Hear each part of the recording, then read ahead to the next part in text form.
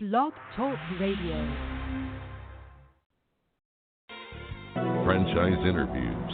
From Easton, Pennsylvania to Sydney, Australia, you're listening to Franchise Interviews.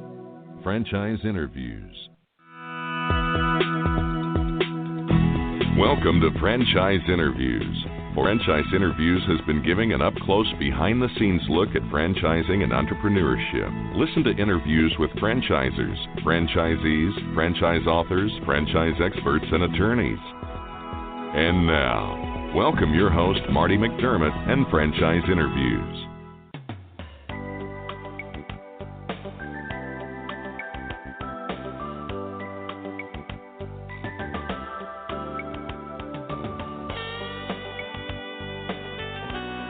Hi, everyone, and welcome to a very special edition of Franchise Interviews, where for over 12 years now, we've been asking the entrepreneurs of all one.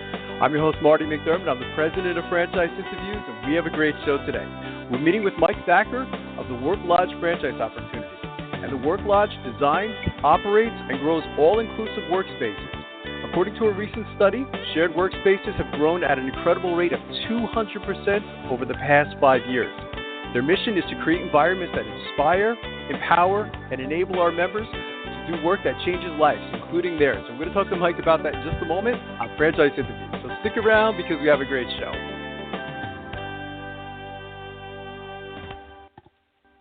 The Stone Coat Franchise Opportunity. Are you looking for a unique and lucrative franchise opportunity? If so, take a look at Stone Coat. With a patented process which creates a true stone finish on almost any wall or ceiling, Stone Coat is a true game-changing product in the multi-billion-dollar construction industry. Stone Coat is applied faster, cleaner, and cheaper than conventional quarried stone, which saves both time and money. With advantages in remodel and new construction of both residential and commercial projects, Stone Coat is a true crossover product. The Stone Coat franchise opportunity provides a low startup cost, low operating expenses, comprehensive training, ongoing support, and no royalty payments. For more information on the Stone Coat franchise opportunity, go to www.stonecoatfranchise.com. That's www.stonecoatfranchise.com, or call us at 972-380-2700. That's 972-380-2700. Hi, this is Connie McDermott, Administrative Assistant for Franchise Interviews, LLC, and you're listening to Franchise Interviews. Franchise Interviews. From Easton, Pennsylvania to Sydney, Australia, you're listening to Franchise Interviews. Franchise Interviews. Hi, everyone, and welcome back to a very special edition of Franchise Interviews, where for over 12 years now, we've been asking the entrepreneurs all in one. I'm your host, Marty McDermott. I'm the president of Franchise Interviews, and we have a great show today. We're meeting with Mike Thakur of the WorkLodge franchise opportunity. And the WorkLodge designs, operates, and grows all-inclusive workplaces. Their mission is to create environments that inspire, empower, and enable their members to do work that changes lives, including theirs. Hi, Mike. How are you? Welcome to the show. Hey, Marty, I'm doing pretty good, thanks. I appreciate you inviting me onto the show. This is my pleasure, Mike. We always like to ask our guests, where are you calling from this morning, Mike? So I'm calling from Houston, Texas. Oh, nice. How's the weather out there today, Mike? You know, it's Houston, right? So it's supposed to be warm, and I'm feeling a little cheated because it's about 48 degrees or something. I mean, I should be wearing a coat on April 1st. And it's spring, right? So you think it would be warming up a little bit in Houston, you know? That's funny. Something. But Houston is a great place. You know, when I was reading about your story, Mike, I said, oh, my God. I said, you know, for your story, you know, we really have to kind of go back to before the WorkLodge came about. You know, I thought that was an interesting, how the whole catalyst came about. Maybe you can go back to the whole idea on how you came up with the idea for the WorkLodge. Yeah, for sure. So I moved to Houston probably about 12 years ago or so, and originally I was working with some nonprofits and spent a little bit of time in the church world, and so I started working from home then, and then I went to work for a company that did security for unique situations like kidnapping, ransom, extortion, those kind of things. Right. And so I was also working from home there. So after doing it for a few years, I thought, you know, I'm on the phone a lot. I go see clients, but when I'm working in the office, it's pretty soul destroying just staring at your own four walls every day. There's got to be a place I could go that's not a Starbucks, because of the things that we did, I just couldn't do that, in a public type setting. And I started to look around, but I couldn't find anything that I wanted to leave the house every day and go to work at. And so I came home and I said, honey, I think I've got an idea. And, we fleshed it out for a little while, and probably about 6 or 7 months later, I came across a co-working space. And I walked in and thought, man, these guys have the same idea as me. This is exactly what I'm talking about. It was energetic. It was vibrant. There was people, everywhere. And by that point, we were pretty advanced in our kind of planning and everything else. And so I felt comfortable that we were on the right track. And so we started looking for space, and here we are a few years later. You're solving a need in the market, Mike. I mean, I got to see some of the videos, and I saw you doing an interview, and it was great. You're like sitting on a swing, and you're doing an interview with somebody else in the WorkLodge. And I thought it was fantastic. I said, oh my God! I said, I get it. This is great. We got to have you on the show. How do you typically describe the WorkLodge? I mean, if you were to meet with like a prospective franchisee and they say, so what do you guys do? How do you typically respond to the question? So I think we look at it in very simplistic terms. We provide great working environments for people so they can just focus on the business they wanted to focus on.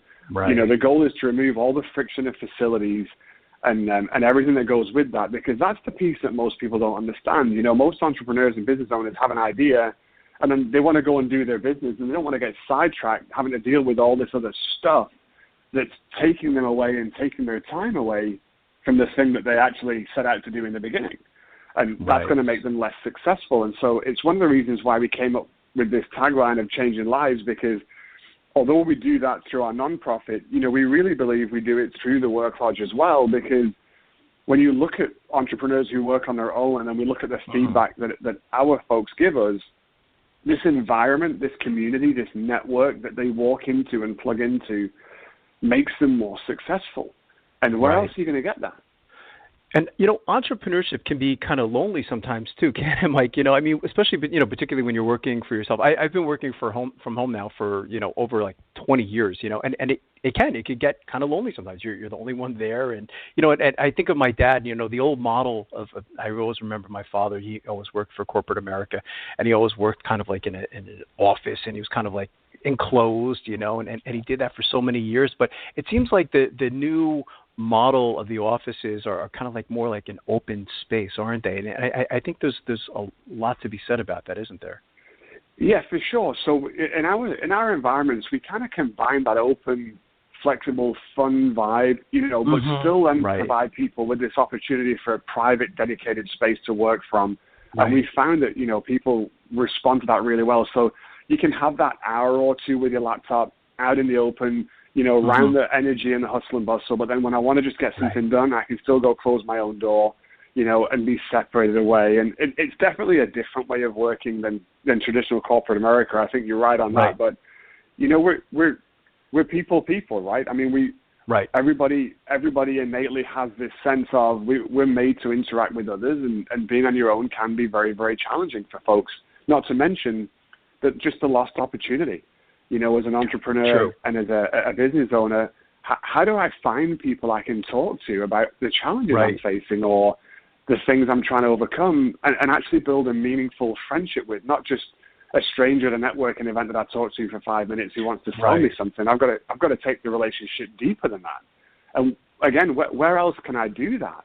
I know for me personally, most of my friends aren't business owners, so they don't understand the pressures that I face. They don't, get the challenges that we're trying to overcome. So who am I going to talk to and brainstorm with?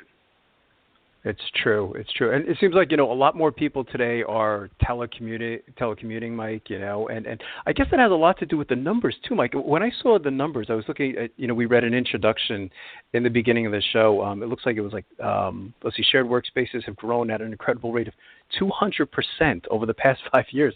That's pretty significant, isn't it? It is. And I think co-working spaces as a subset of that are growing even quicker. When we look at the trends and the numbers, and at the moment, people band out maybe 1% of total office space is co-working, maybe 1.5%, but even the conservative estimates are saying that, it's going to be 5% or 7% of the overall office space in the entire nation by the year 2025. I mean, wow, that's an incredible growth opportunity, and it's one of the reasons why we decided to franchise, because we want to bring others in to ride that journey with us. Did you know early on, Mike? I mean, when you came up with this idea, when you presented it to your wife, I mean, was franchising in your mind, or it's something that kind of like evolved over the process? So that's a great question, and it's not the first time I've been asked, and I've really tried to remember when it happened. We knew from the beginning we wanted to build something significant, and we were going to scale a meaningful footprint around the nation and probably a little bit internationally. I don't know if we thought on day one that franchising was the way, but I feel as though it was always lurking in the background, like, could this be franchised? Could we help other people figure this out? And sometime early on, I don't know exactly when, we had that idea of, yes, we could do this. We could put systems and processes in place. We can develop the software that we need to run the spaces and make this easy enough that somebody could just walk in and plug in and go as a franchisee. Which is obviously, a tagline we tell our members as well.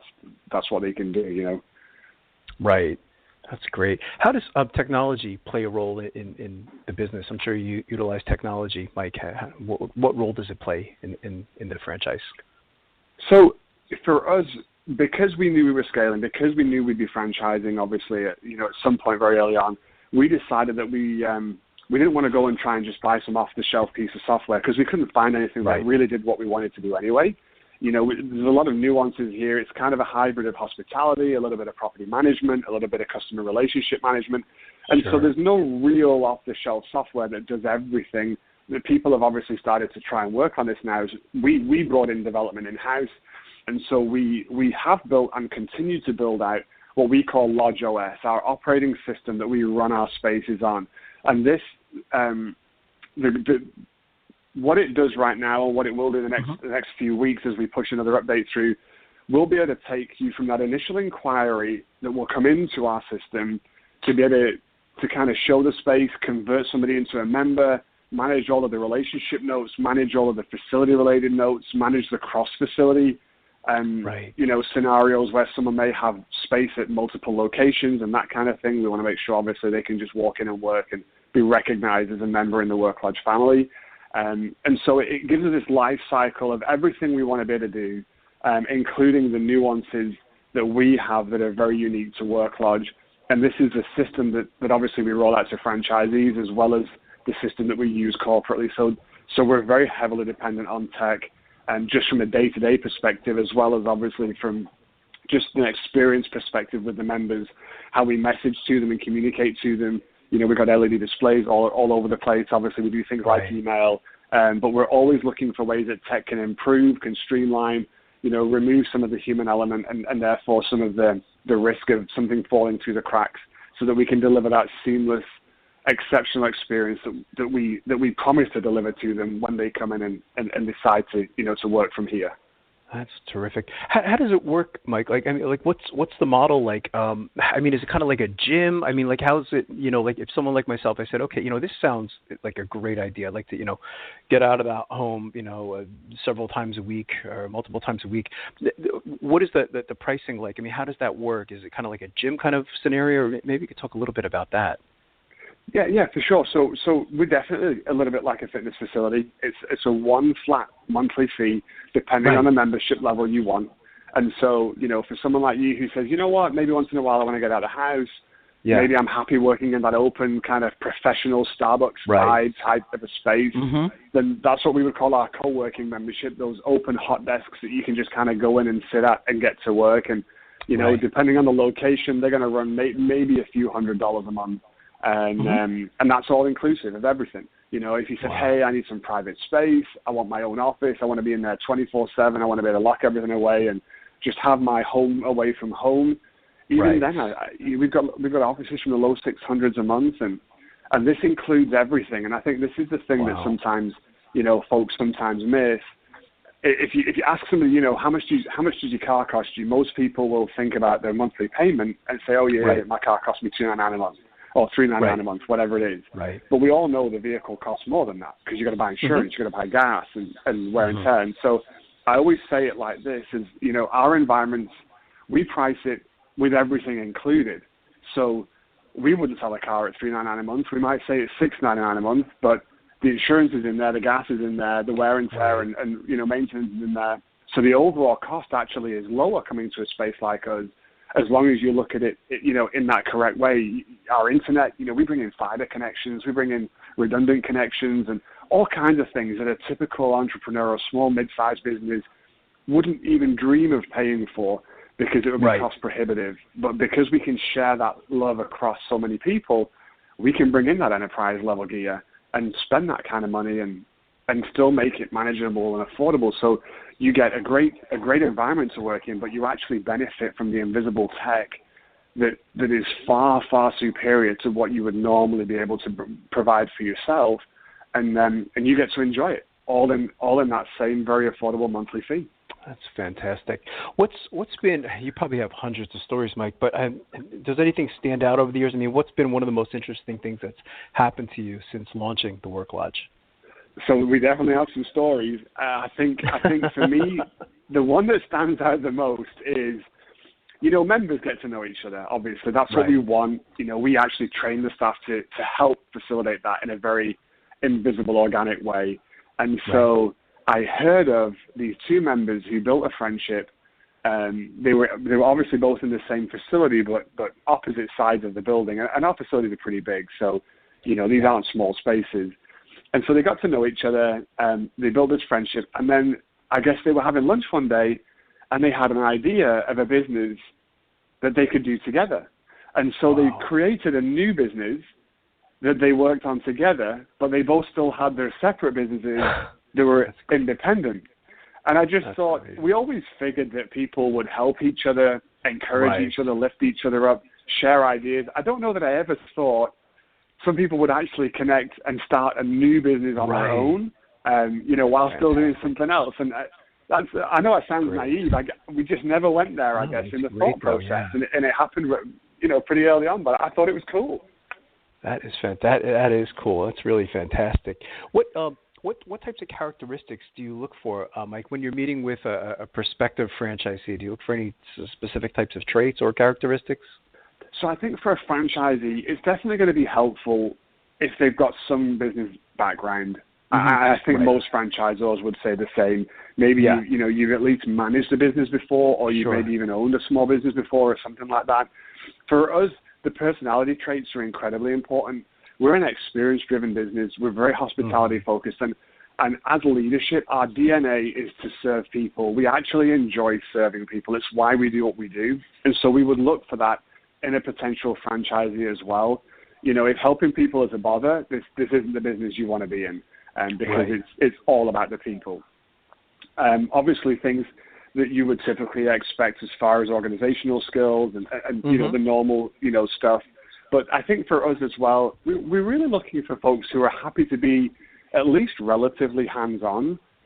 Investors are great, and you can definitely buy a WorkLodge franchise and get it going and forget about it. But it comes back to this desire to want to help and serve people and to be around this energy of entrepreneurship. And so I'm not saying that every franchisee is going to be working 50 hours a week forevermore if they buy a WorkLodge, but I think our ideal would be that every franchisee would work at least some hours a week inside of their WorkLodge franchise, even when it is up and running. Just being visible, getting to know the members, enjoying those conversations, maybe even coaching or mentoring a little bit. There's so many ways that we can lift people up and help them achieve their dreams, and the right kind of franchisee, I think, will enjoy that. What is the training like, Mike? I mean, once you decide, you do indeed like them and they like you and they do want to come on board as a franchisee, how does the training work? Do they come out to headquarters for that? How does that work? Yeah, so they do, absolutely. So let's pretend you signed a franchise agreement with us today. One of the first things we try and do is get you in for our kind of mini crash course on WorkLodge. And so within that first few weeks of becoming a franchisee, we want to get you back into headquarters, let you spend some time with the staff, let you spend some time just at the front of house and seeing what happens. Not because we're training you in how to run a business at this point. We just need you to have the visibility of what's involved, so that as you then start to go out into the local community, joining your chambers, networking, visiting with people, you can start to talk a little bit more intelligently about who we are as a business, what we stand for, and we've got quite a comprehensive training package that we go through at that point, just running through our DNA, kind of the heartbeat of who we are versus the mechanics of the day-to-day.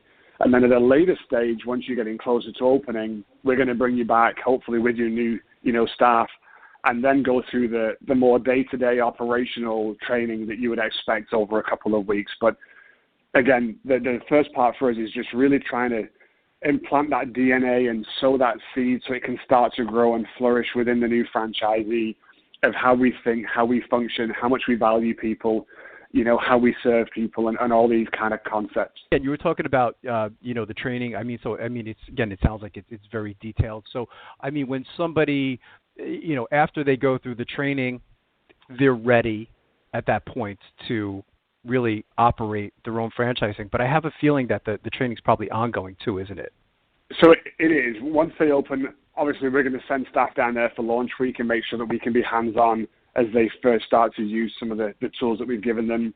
And then on an ongoing basis, there is some video-based training, and we'll supplement that as needed with on-site training as well, if that's necessary. That's great. One of the things I wanted to talk to you, Mike, about is the Gabrielle project. I thought that was very interesting. Maybe you could talk a little bit about that. Yeah, so as I mentioned, when we first moved to the U.S., my wife and I moved here to work with some nonprofits.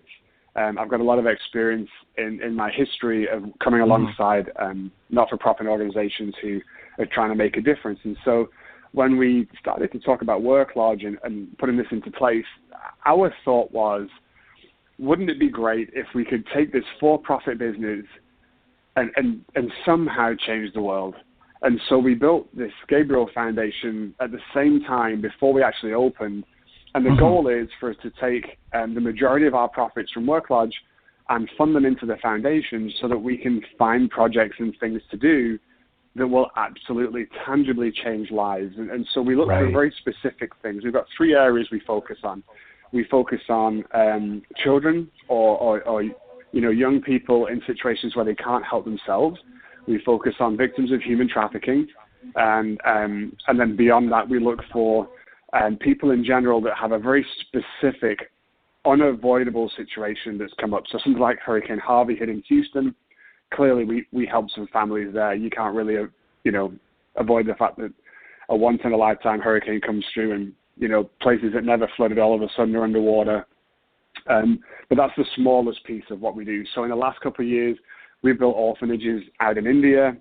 We built water wells out in Cambodia. We work with an organization that rescues human trafficking victims in Thailand. We actually work with an organization here in Houston that provides rehabilitative counseling to victims of human trafficking. And also in Houston, we give away about $1 million of food to families in need. And we've been doing that now for almost 7 years. One of the questions I wanted to ask you, Mike, was maybe you could talk a little bit about what is a typical day like as a franchisee for the WorkLodge. I imagine that, every day is probably, there's some similarities, of course, because it is a franchise and you have systems in place. But, what is a typical day like? I'm sure there are differences, too, because you have different clients coming in, don't you? We do have different people coming in. So the majority of the folks who come into our spaces are going to be the members who work here. So you get these great opportunities to build relationships with lots of other entrepreneurs and business owners, in what we call micro moments, because obviously you only see them for little pockets of time as they're going to focus on their business, and rightly so, that's what they should be doing. But then you also do get visitors who come in for conferences and meetings, and we'll sometimes get outside companies that come in. And so, I'm looking at McDonald's right now. They're in one of our meeting rooms here, and they're doing some off-site training or something like that.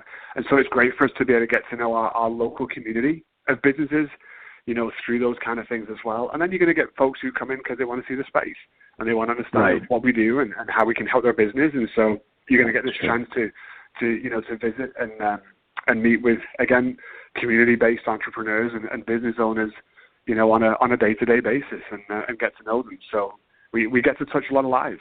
That's great. One of the questions I wanted to ask you, Mike, is, the majority of our listeners, we call them aspiring entrepreneurs. Most of them have it in their mind that they want to go into their own franchising. But, now that you've been active in franchising for some time, now that there's a lot out there to choose from. And we find that, in doing the show such a long time, that most of our listeners are confused in the beginning process. They don't know where to begin because there's so many different industries, there's so many different choices. From everything you've learned up to this point, because, I've sensed in studying your backgrounds, you have this entrepreneurial spirit. What advice would you give to our listeners in their quest to buy a franchise? I think for folks looking for a franchise, obviously you need to ask a lot of questions. But I think more important than that, make sure you're looking at things that really align with who you are as a person. You're right, there's lots of opportunities, and they're all going to promise you that they're going to make you successful. They're all going to promise you that you're going to make money off them.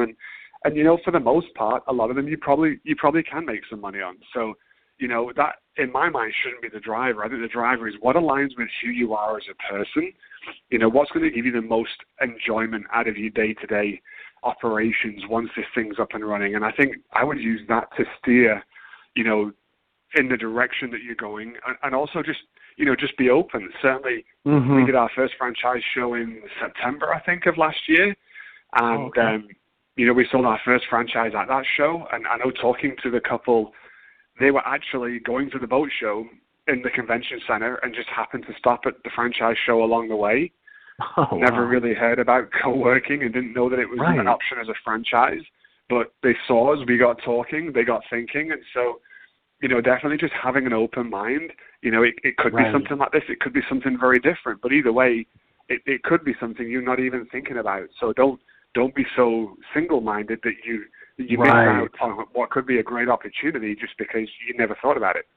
And I think that's what happens too, Mike, in doing the show such a long time, is that, a lot of people come in and they have this preconceived notion, as they say, okay, well, I'm going to go into a food franchise, and not even realizing that, there are all these other opportunities. And again, when I saw your business model, I said, holy cow, I said that it just makes so much sense, doesn't it? And particularly when you get to see the videos, and you get to see what the inside of your franchise looks like. I mean, it really is very impressive. And I have a feeling a lot of people feel the same way I do. They say, what a great idea. It's one of those ideas you say, I wish I thought of it myself. It is. It's one of those. That's what I said to myself. I said, God, that's very clever, because there's just, I think, such a big market out there for something like this.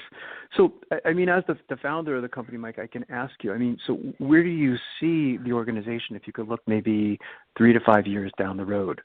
So our short-term goals are definitely to improve the footprint within the United States. And so 3 to 5 years, I think we'll start to go outside as well. We've already looked at some locations in the UK. Obviously, I'm from the UK, as you can probably tell from my not quite southern drawl.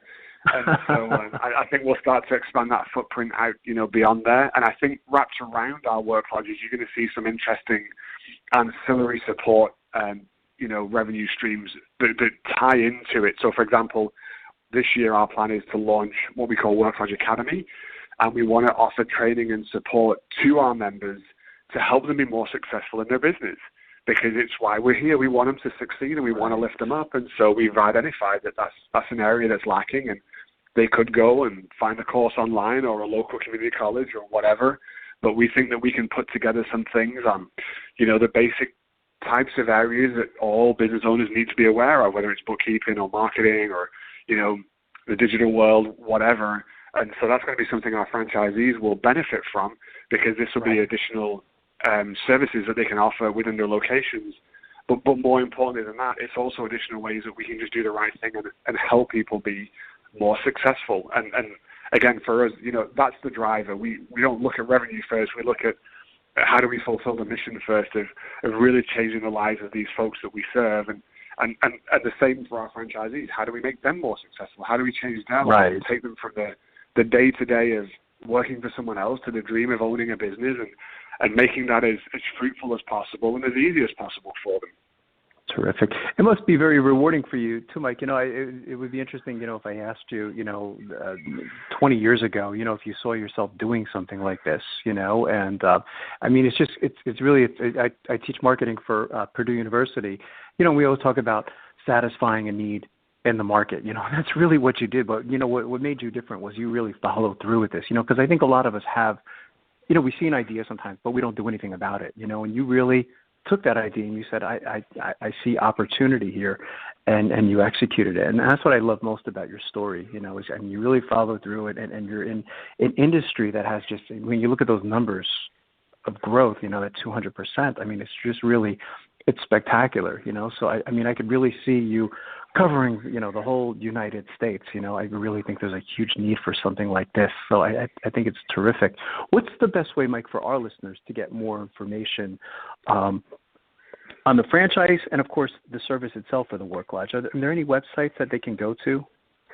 Yes, sir. So worklodgefranchise.com will take you to our franchising site, and that's going to give you the basics of what we do, how we do it from a franchising perspective, and worklodge.com would take you to the main corporate site where you can see our locations, and the ones that are going to be, announced soon will appear there, and then we'll just keep kind of growing that footprint. So either one of those should help. That's terrific. Do you see the concept going international? Like, I mean, it really is a global kind of concept, isn't it? I mean, it's not just in a particular area. I mean, I imagine most countries could use this type of service, couldn't they? Yes, they could. We've already had inquiries from Canada. I think we're talking to out in Australia, as I mentioned. Obviously, I'm looking at the UK. So, yes, I absolutely do see it as an option. And I think you'll find WorkLodges, maybe not in every country out there, but certainly in more than a few over the coming years. That's terrific. Well, I've loved interviewing today, Mike.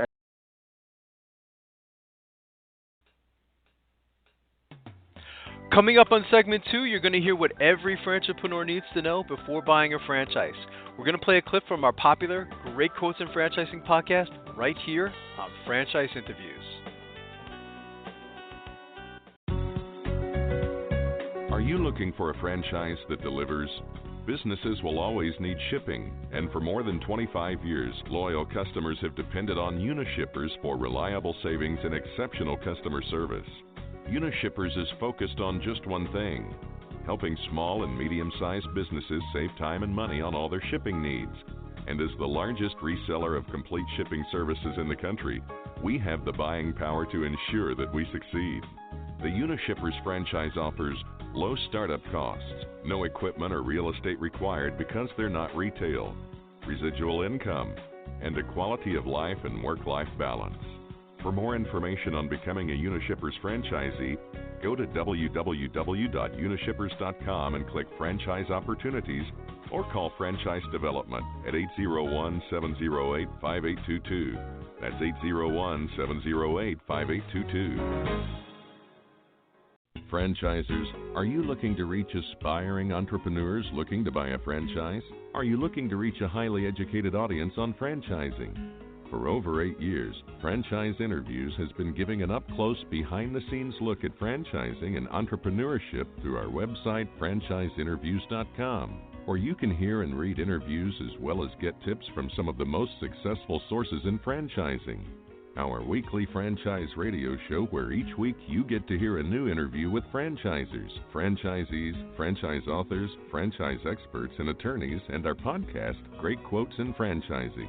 For more information, go to franchiseinterviews.com or call us at 610-905-2919. That's 610-905-2919.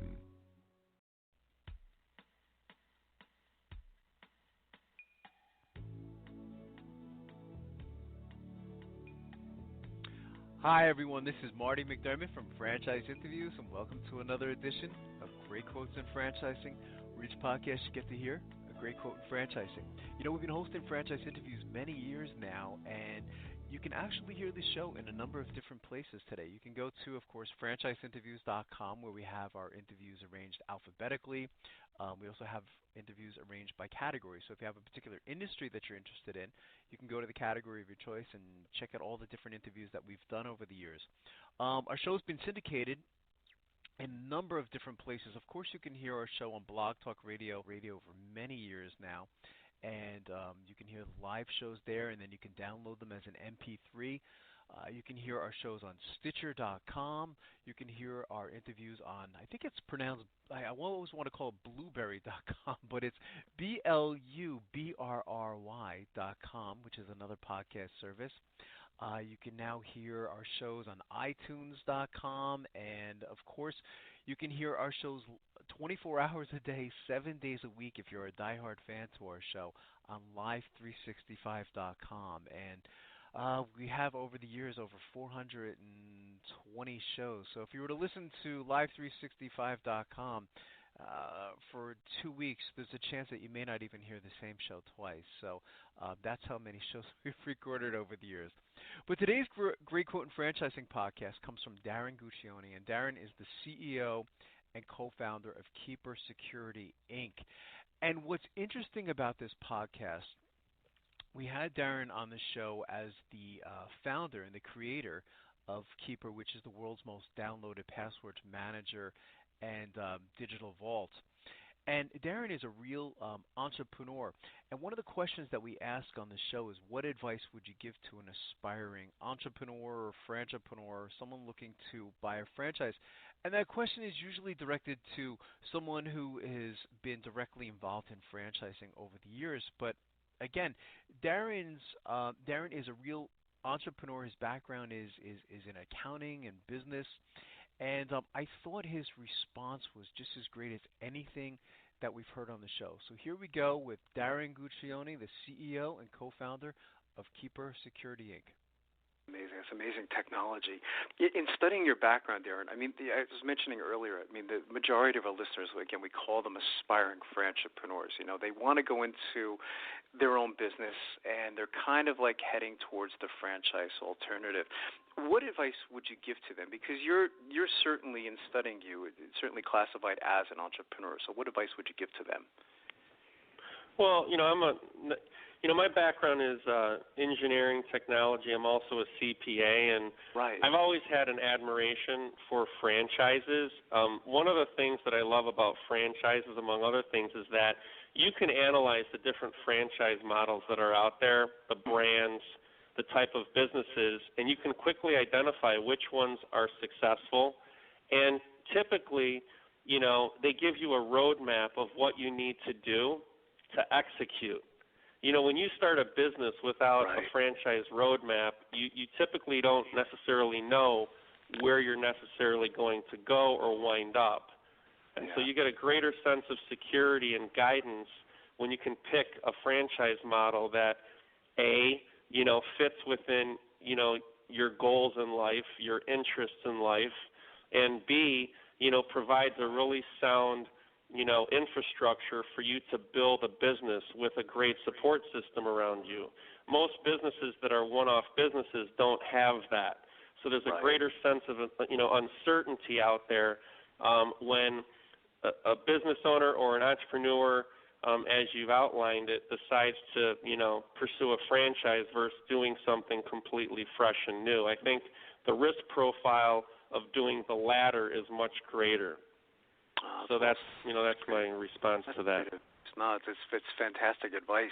So any final thoughts, Darren? Fantastic interview with Darren Guccione. So I want to thank everyone for making our show such a success, and this podcast has really just taken off over the years, and we got some really great quotes in franchising coming up. So thanks everyone for listening, and we'll see you again soon with another edition of Great Quotes in Franchising from Franchise Interviews. Take care, everyone. Franchise Interviews. From Easton, Pennsylvania to Sydney, Australia, you're listening to Franchise Interviews. Franchise Interviews. Always read the fine print, they say. Well, I don't know who they are, but they sure don't work for Jack Lair Heating, Cooling, and Electric, because our no fine print guarantee means just what it says. There's no fine print to read on our contracts. Guaranteed. For emergency service, system maintenance, or to schedule an estimate for a new HVAC system, visit jacklair.com. That's JackLehr.com, an independent Trane dealer serving the Lehigh Valley area for 50 years. Disclaimer: there is no disclaimer because there's no fine print. Have a great day.